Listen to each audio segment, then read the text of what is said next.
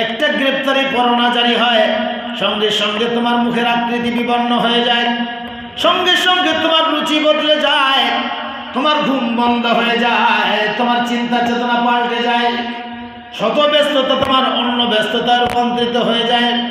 তোমার রব তোমাকে শুক্রবারে ডেকে তোমাকে হুঁশিয়ারি সংকেত দিয়ে দিচ্ছেন, ইয়াওমা তুকাল্লাবু বুজুহুহুম ফিন্নার ইয়াকুলুনা ইয়া লাইতানা আতা'না আল্লাহ ওয়া আতা'না আর-রাসূল।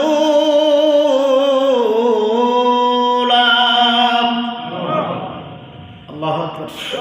তুকাল্লাবু বুজুহুহুম ফিন্নার, সেদিন তাদের চেহারা সমূহ উলট পালট করে প্রজ্বলিত আগুনে শেখা হবে। রুটি শেখেন নেই, এখানে উত্তপ্ত তাওয়ার মধ্যে চেহারাগুলো মানে মুখমণ্ডলটাকে।